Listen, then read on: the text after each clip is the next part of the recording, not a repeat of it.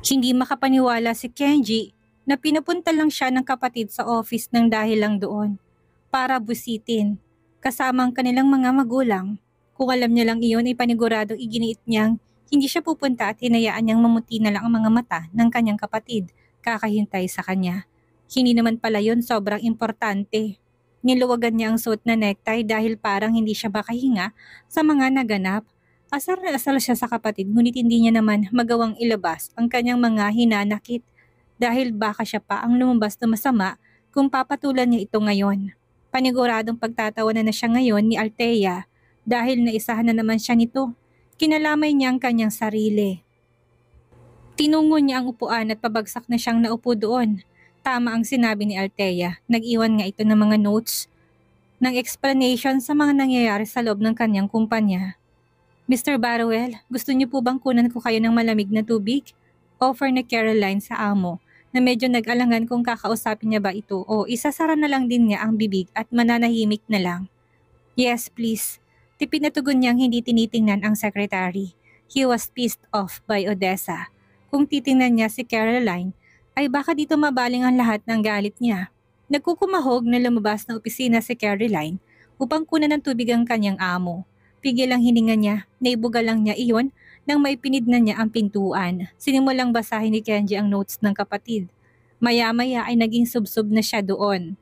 Nang may hindi naunawaan ay tinawagan niya ang sekretary ng kanyang kapatid upang magtanong kagaya na lang ng bilin ni Althea sa kanya. Hindi niya namalayan ang paglipas ng oras. 10:00 na ng gabi. Naginat siya ng dalawang braso at inutusan si Caroline na kunan siya ng kape. Kanina pa siya gustong tanungin ng sekretary kung walang planong umuwi. Nag-aalangan lang siyang istorbohin ang kanyang amo. Marami akong kailangan gawin. Pwede ka namang umuwi. Dito na lang ako sa office magpapalipas ng gabi. Okay lang ako, Caroline. Ani Kenji na hindi na naman mapuknat ang mata sa trabaho niya. Pero Mr. Barrowell, hindi ba kayo hihintayin ng asawa niyo? Natigilan si Kenji na marinig ang salitang iyon. Oo nga pala, nangako siya kay Britney na tatawagan niya ito oras na magkaroon siya ng pagkakataon kahit nasa opisina. Kinuha niya ang cellphone. Agad siyang napakamot ng ulo. Nang maalala na tinanggalan niya nga pala ng karapatan ng asawang gumamit ng phone matagal ng panahon na. Pati yun na hindi niya pa naaayos. Kailangan niya itong bilhan ng bagong mobile phone. Pati na rin ang SIM card dahil yung nauna ay sinira niya ng dahil sa galit niya rito. Minabuti niyang tawagan ng landline sa villa. Doon na lang muna niya ito kakausapin.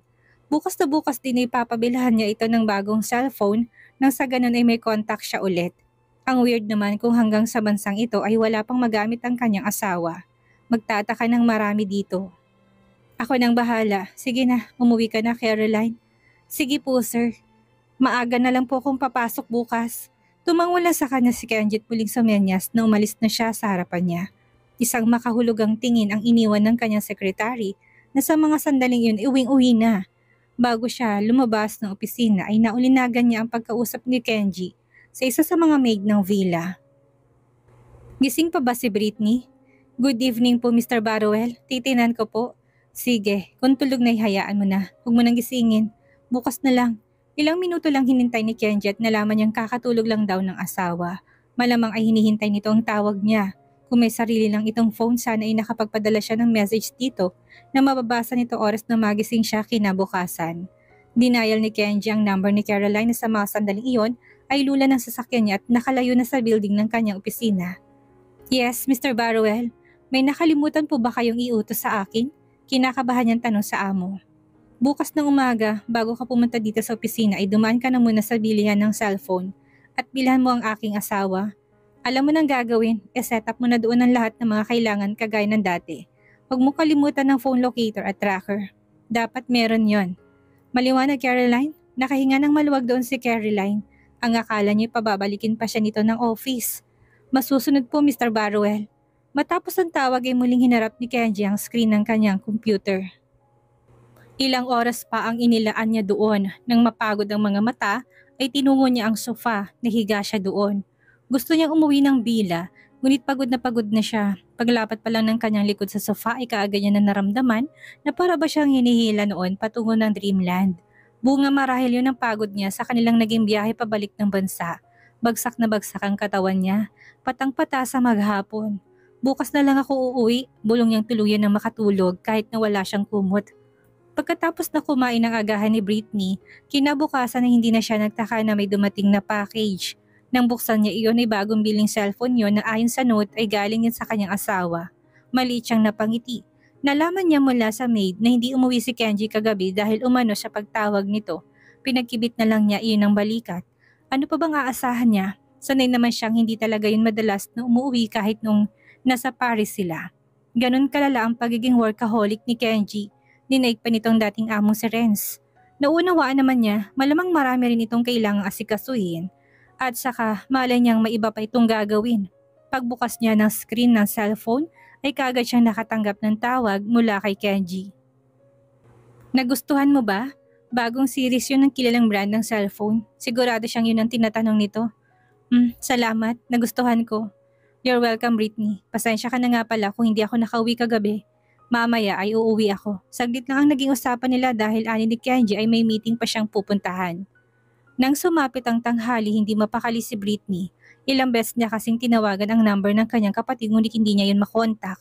Hindi ito nagre-ring. Nilukop na ng pag-alala ang kanyang katawan na mag-scroll siya sa contacts ng bagong cellphone. 2 number lang ang nakasave doon. Kay Kenji at kay Caroline na sekretary ng asawa. Ang sekretary ang kanyang tinawagan. Hindi niya inabalang asawa na alam niyang busy sa mga oras na yon. Baka mamaya mapagalitan pa siya nito kapag naistorbo. Sige po Mrs. Barrowell, sasabihin ko kay sir ang request niyo mamaya paglabas niya sa conference room. Sa tingin ko naman ipapayag siya sa gusto mong mangyari. Tatawagan na lang po kita mamaya. Salamat, sabihin mong kahit pasamahan niya pa ako ng kahit na ilang bodyguard. Ayos lang, ang mahalaga ay makita kong aking kapatid. Huwag mo sanang kakalimutan. Tawagan mo na lang ako ulit ha. O sabihin mong tawagan niya ako at ako na mismo makikipag-usap kay Kenji sa aking request. Noted po, Ma'am Britney. Hinintay na muna ni Caroline ng ilang minuto matapos na lumabas ni Kenji sa conference room bago ito puntahan sa kanyang opisina upang kausapin. Medyo masama pang hilat siya ng mukha ng amo niya dahil sa ilang pakikipagtalo at diskusyon sa mga investors na bago nilang project. Sa kunot nitong noo at gusot ng mukha ay halatadong mainit ang ulo nito. At ayaw niyang sumabay dahil baka hindi lang si Britney ang madamay. Baka maging siya ay masali sa galit nito at biglang masermonan ni Kenji. Mr. Barrowell, tumawag pong inyong asawa kanina. Panimula niya pagkapasok niya at pagkalapit sa table ng amo. Hindi nagangat ang tingin si Kenji, kahit na naramdaman niyang sekretary at narinig ang boses nito. Nanatiling mga mata ni Kenji sa document na kanyang hawak. Nag-request po siyang sana man lang ay makita niya ng personal ang kanyang kapatid. O kung hindi naman ay ang kahit na makausap man lang daw niya ito saglit through mobile phone. So tingin ko naman panahon na rin para pagbigyan ng kanyang gusto Mr. Barrowell. Matagal na panahon na rin naman po yun, kaya sana pagbigyan niya siya. Mula sa kanyang binabasa, binaling ni Kenji ang mata sa kanyang secretary. Hindi niya masyadong naintindihan kung anong ibig nitong sabihin dahil sa binabasa niya. Anong sinabi mo, Caroline? Si Madam Britney po, Mr. Barrowell. Gusto niya raw po magkaroon ng communication sa kanyang kapatid. Hindi niya po masabi ng diretso sa iyo dahil inisip niyang busy ka. Panandaliang natahimik si Kenji, napag-isipan na niya yun noon pa man. Ilang minuto niyang pinagnilayan ang sinabi ni Caroline.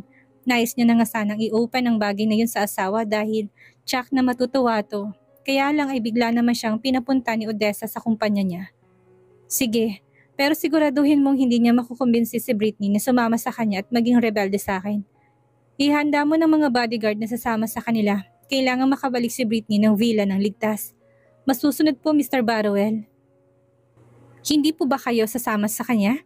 Sinamaan na siya ng tingin ni Kenji. Nakalimutan yata ni Caroline kung gaano kasagad ang galit niya sa lalaking kapatid ni Britney. Oo, nasabi niyang okay na sila pero baka oras na makita niya si Gavin ay baka bigla na namang maging masama kay Britney. Sorry po sir, akala ko lang naman po'y gusto niyang samahan ng asawa niyo. Tugon ni Caroline na pinagsisisihan na ang mga nasabi niya. Paumanhin, Mr. Barrowell. Mabilis na nagawa ng paraan ni Caroline ang lahat upang makapag-meet ang magkapatid bago sumapit ang hapon ng mismong araw na yon. Tinawagan niya si Britney na sa mga sandaling iyon ay halos mapatalon sa labis na galak sa narinig niya. Talaga, Caroline? Pumayag na si Kenji? Opo, Mrs. Barrowell. Kaya naman maghanda na po kayo para kitain mamaya ang kapatid ninyo. Ipapasundo na po kayo sa isang driver. Salamat. Halos maluha-luha niyang turan. Sinuot ni Britney ang pinakamaganda niyang damit. Nag-selfie pa siya doon upang isend lang kay Kenji para ipakita ang itsura niya. Matapos niyang isend iyon sa asawa ilang segundo lang at nakatanggap siya ng tawag. Excited ka? Paulit-ulit na tumango si Britney, hindi maitago na pamamasa ng gilid ng mga mata niya. Salamat dahil pumayag ka. Tapos na siyang maglagay ng konting kolorete ang kanyang muka. Hinihintay na lang niya na dumating ang family driver nila. Pasandalan nakaupo si Kenji sa kanyang survivor chair. Hindi niya maikaila sa mga mata ng asawang matingkad na kislap ng pag-asa. Tumango lang siya at saka ngumiti. Sige, mag-ingat ka. Enjoy ka lang doon. Napakurap na si Britney sa narinig. Kung hindi pa ni Kenji papatay ng tawag, malamang baka ay maiyak na si Britney sa sobrang saya. Sige na Britney, tatawagan na lang kita ulit mamaya. Marami pa akong gagawin. Tumango si Britney at tinapos na ang tawag. Ilang sandali pa ilula na siya ng sasakyan. Sa isang restaurant sila nakatakdang magkita. Pagpasok pa lang sa pintuan noon ay hindi na mapigilan ni Britney ang kabahan. Unti-unti nang namula rin ang mga mata niya. Kuya, bulalas ni Britney pagkakita niya rito. Ilang minuto silang nagkatingin ng magkapatid. Maya-maya pa si Gavin ang tumayo't sinalubong si Britney ng mahigpit na mga yakap na pangungulila dito. Kuya, kamusta ka? Britney, bakit ang payat mo yata ngayon? Ginugulpi ka ba ni Kenji? Pinapahirapan? Sabihin mo sa akin. Ayos lang ako. Ikaw ang kamusta? Tugon ni Britney na niyakap to ng mahigpit. Ayos lang din ako. Kamustang pamangkin ko? Ayos lang ba siya? Bakit hindi mo isinama? Sana sinama mo para naman nakita ko. Anong pangalan niya ha? Noel Alexandro, tinatawag namin siyang Noah. Umiyak pa si Britney dala ng buhos ng emosyon. Ayaw niyang bumitaw ng yakap sa kanyang kapatid. Parang dekada ang lumipas na hindi sila nagkita. Feeling niya parang bata pa rin siya. Batang paslit na nakadepende sa kanya. Napakapogi ng pangalan niya. Pinalis ni Britney ang kanyang mga luha. Kinuha ang phone niya at in-scroll ang recent picture ng anak na bagong kuha lamang. Halos niya ng bago niyang phone. Ito si Noah kuya, kamukha ko siya hindi ba? Naging mabilis ang paglipas ng mga oras sa pagitan ng magkapatid. Hindi nila namalayan na panahon na para muli silang maghiwalay nang lumapit sa kanila ang isa sa mga bodyguard upang sabihin na tapos na ang oras ng kanilang pagkikita. Hindi na umalma doon si Britney kahit na hindi sapat para sa kanyang naging oras ng pagsasama nila ni Gavin. Isang mahigpit na yakap ang ibinigay ng babae sa kanya. Ganun din ang ginawa ng lalaki. Kung meron kang problema, sabihin mo lang sa akin ha. Huwag kang mahihiyang magsabi. Maluhaluhang tumango-tango si Britney. Nararamdaman na matagal nang maulit ang tagpong ito. Sige, ikaw din kuya. Pwede na tayong mag-usap na matagal anumang oras natin gustuhin. Tawagan mo lang ako. Mag-message ka lang sa akin. Konektado na ulit ang mundo natin. Sige, ikaw din. Alagaan mo sarili mo. Sana sa susunod kasama mo ng iyong anak. Ipapaalam ko sa asawa ko kuya. Siguro naman hindi niya ipagdadamot yun sa'yo. Hihintayin kong araw na yon. Isang mahigpit na yakap pa at tuluyan ng lumabas doon si Gavin. Naiwan si Britney na kahit anong pigil na huwag bumagsak ang mga luha ay tahimik pa rin yung bumaba. Marahas niyang pinahid yun ang likod ng kanyang palad. Kung siyang masusunod gusto na niya sumama sa kanya, kaso kung gagawin niya yun, paniguradong masusuway niya doon si Kenji. Hindi pa po ba tayo aalis, Mrs. Barrowell? Tanong ng isa sa mga bodyguard na kasama ni Britney. Saglit lang, pwede. Parang batang tanong ni Britney, namumula pa rin ang mga mata niya. Kanina pa po nagtatanong si Mr. Barrowell kung pauwi ka na ng villa. 5 minutes na lang. Hindi na sumagot ang bodyguard sa kanya, tinayaan na lang na lumipas ang 5 minutes na hiling ni Britney. Ang babae na ang kusang tumayo matapos ang 5 minuto. Siya na rin ang naglakad papalabas ng restaurant. Tinungo niya ang sasakyan naghihintay sa kanya sa pamamagitan ng maingat na pag-iya sa kanya ng mga kasama. At least, nagkita sila ng kapatid. Mapapanatag ang loob niya ngayon na alam niyang okay lang pala ang kalagayan nito. Pinagbuksan siya ng pinto ng driver. Tahimik siyang nakaupo sa likurang upuan ng RV. Pagbalik niya sa villa, dapit hapon na. Ang orange-red sunset ay nakakalat ang liwanag sa looban ng kanilang bagong tirahan. Maliit na napangiti na doon si Britney. Ang tanawin ay napakaganda sa mga sandaling iyon kagaya na lang ng pakiramdam niyang napakagaan. Pagbaba ni Britney ng sasakyan, nakita niya sasakyan ni Kenji sa parking area. Bahagya siyang nagulat ngunit hindi naman na doon nagtaka pa. Nakauwi na siya? Nagmadali na siyang bumaba at humakbang papasok sa loob, ngunit agad yung bumagal ng maagaw ng magandang paglubog ng araw ang kanyang pansin. Tila noon niya lang ito muling nasilayan. Marahil ay puro snow at malamig na panahon ang kanyang naranasan sa Paris. Ang ganda, mahinang usal habang titig na titig ang mga mata na nasa harap ang tanawin. Samantala, nakatayo sa entrance si Kenji. Tahimik niya pinagmamasdan ng asawa niya si Britney na ibang-iba ang aura ng mukha. Masaya yon. Kawangis ng mukha noong bago pa sila. Nakadagdag pa sa ganda nito ang parang inosenteng batang pinagmamasdan habang nakatayo ang paglubog ng araw. Ang puting damit at ang itim na buhok na marahang umiindayog sa simoy ng malamig na hangin na papasimulang panibagong gabi. Unang gabi nila sa bansa, kahit nanganak na siya, halata pa rin ang pagiging perpekto ng kurba ng katawan. Sana, tuloy-tuloy na kami maging ganito. Mahinang nausal ni Kenji, dahan-dahan siyang naglakad upang puntahan na ang asawa na ilang di pa ng layo sa kanya. Itinaas ang kamay para hawakan ang gilid ng mukha nito. Hindi nagbagong masayang ekspresyon ng mukha ni Britney nang lingunin niya si Kenji na naramdaman niyang paglapit. Huhulaan ko, umiyak ka nang makita ang kapatid mo. Ganun ba siya na miss? Napakislot na si Britney, bahagyang iniwas sa asawang mukha. Medyo, naiyak lang ako dahil masaya ko muli siyang makita. Alam mo namang mababaw ang luha ko, hindi ba?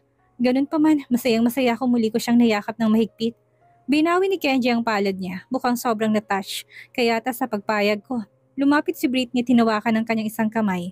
Marahan yung pinisil-pisil. Kenji, maraming salamat. Hindi inayasahan ni Kenji kaya naman sobrang na-touch siya sa naging pasasalamat nito. Walang anuman, basta para sa ikakasaya mo. Nakahanda akong gawin ng lahat para sa'yo. Bumaba ang tingin ni Kenji sa kamay nitong nakahawak pa rin sa kanyang palad. Pupunta ako bukas sa Batangas. May party sa gabi. Pwede kang sumama kung gusto mo. Alam ni Britney na may ginagawa siyang malaking project kamakailan lang. Ang pagpunta sa Batangas ay upang makilala ang mga kasosyo nito.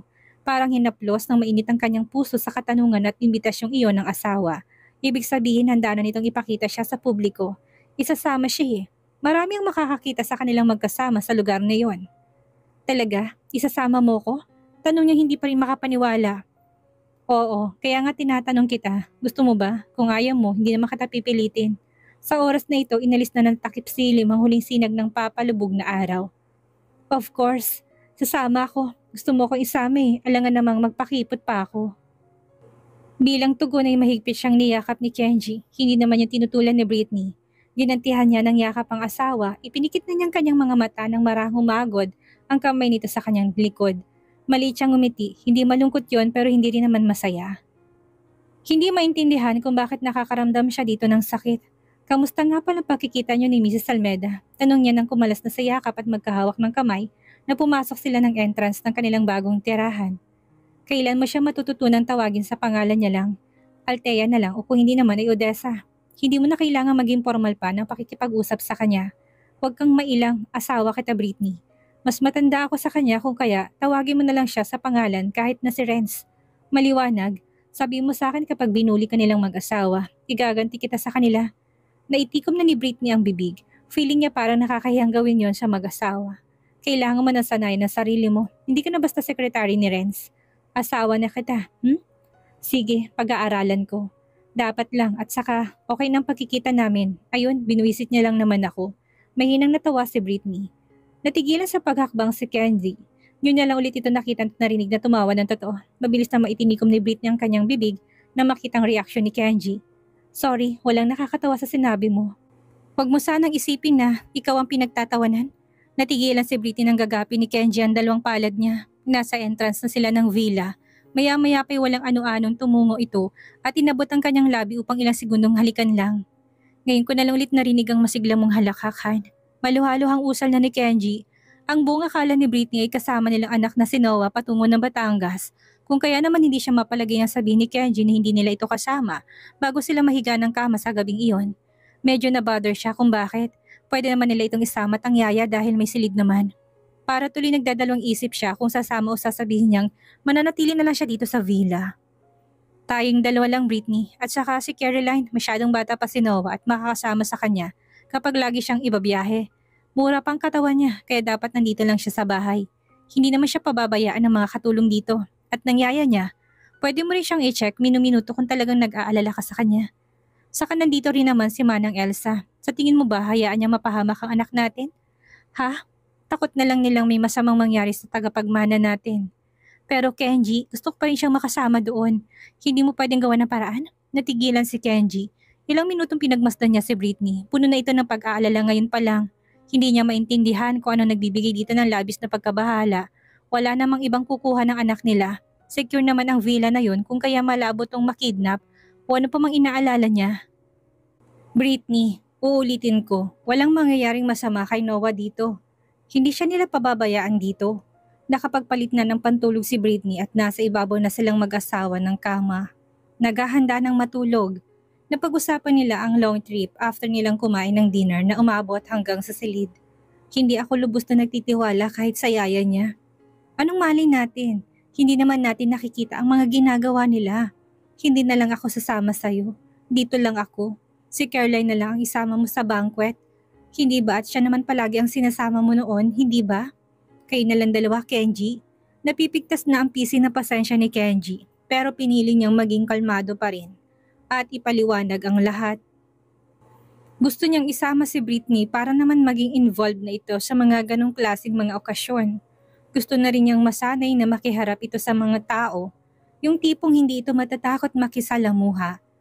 Inaasahan ng mga kasosyo ko na ang asawa ko makakasama ko doon. Si Caroline ba ang Mrs. Barwell? Britney naman. May 2 anak na siya at isa pa, ayaw ko maging usap-usapan kami doon. Ilang beses pa siyang kinumbinsi ni Britney.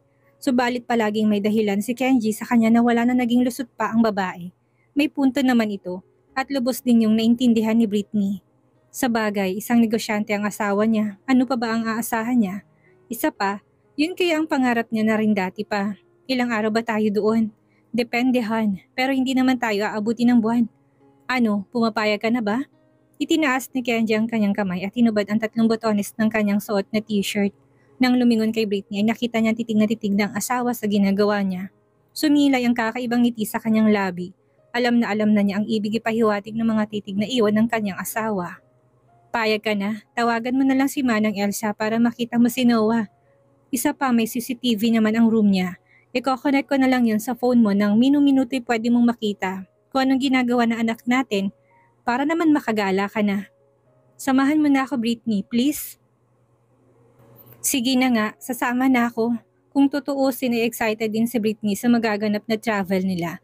Noong magkasintahan pa lang sila, pinapangarap niya yun at madalas mag-imagine kung anong pakaramdam ng palaging kasama ni Kenji sa travel. At ngayong mararanasan na niya ang bagay na yon, alangan namang palagpasin niya pa. Ayan, halika nga dito. Bukas ni Kenji ng magkabila niyang bisig upang yakapin si Britney. Walang patumpik-tumpik na sumunod sa kagustuhan niya si Britney. Lumapit siya sa asawa at inihagis na ang kanyang katawan upang ikulong ni Kenji sa loob ng kanyang mga bisig. Tiningala pa niya ang mukha. Kasama mo naman ako wala kang dapat na ipag-alala. Pagkasabi niya noon ay yumuko na ang ulo ni Kenji upang halikan ng labi ng asawa. Hindi naman tumuto doon si Britney na binigyan pa ng access si Kenji sa kanyang labi.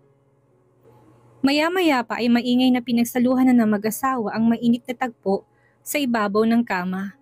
Napagtanto niya na iba pala ang pakiramdam kung ang bagay na yun ay pareho nilang ginusto. Parang gaya lang ng dati, nung hindi niya pa nalalaman ang tunay na agenda ng asawa. Sa tanawing iyon ay mas kinanahan si Kenji. Parang ibinalik siya ng tagpong iyon sa nakaraan nilang dalawa ni Britney, kung saan tanging pagmamahal lang ang nararamdaman niya para sa kanyang asawa noon. Mahal na mahal kita, Britney. Napadilat na ng mariing nakakapit na mga mata ni Britney nang marinig niya yon. Nagtagpo ang mga mata nilang dalawa ni Kenji na panandaliang natigil sa ginagawang pagtulos ng sarili. Sorry sa mga nagawa ko masasakit sa iyo noon. Alam kong marami. Alam kong ang iba sa mga pananakit ko ay sobra na, pero humihingi ako ng tawad ngayon. Sana'y mapatawad. Hindi na nagawang matapos yun ni Kenji dahil hinila na ni Britney ang kanyang ulo palapit sa kanya upang halikan ng labi ng kanyang asawa. Nahikbi na siya. Aaminin niyang ang sama ng loob niya sa kanya noon. Pero ngayon parang napawi ng lahat ng galit niya dito. Alam mo ba kung gaano rin kita kamahal, Kenji, hindi ba? Tanong ni Britney sa pagitan ng kanilang mga halik. Huwag kang mag-alala. Aayusin natin ang lahat basta tuparin mong mga pangako mo sa akin. Isa na doon na yung kahit kailan ay hindi ka na maghahanap ng iba pa. Pangakuhan, pangako. Pangako ko sa inyong dalawa yun ng ating anak na si Noah. Buong siglan itinuloy nilang ginagawa hanggang sa marating parehong rurok na sukdulan. Hinihingal na bumagsak si Kenji sa tabi ng katawan ni Britney. Tumagilid naman doon ang babae upang yakapin ang katawan ni Kenji na unti-unting lumalabas ang init ng katawan. Siya na ang kusang dumukwang upang halikan ng labi nito na bahagyang nakaawang at naghahabol ng hininga. Aasahan ko magbabago ka na. Bilang tugon ay niyakap lang ni Kenji ang katawan ni Britney at pinahiga ang asawa sa kanyang isang braso. Pinulupot na niya sa katawan si Britney. Ang isa niyang libreng braso at dinantay na ang isang binti dito. Ano nga kaya ang mangyayari sa pupuntahan ni Britney at ni Kenji Matupad kaya ni Kenji ang pangako niya sa asawa na ito lang hanggang wakas? Yan ang ating aalamin sa susunod nating kabanata.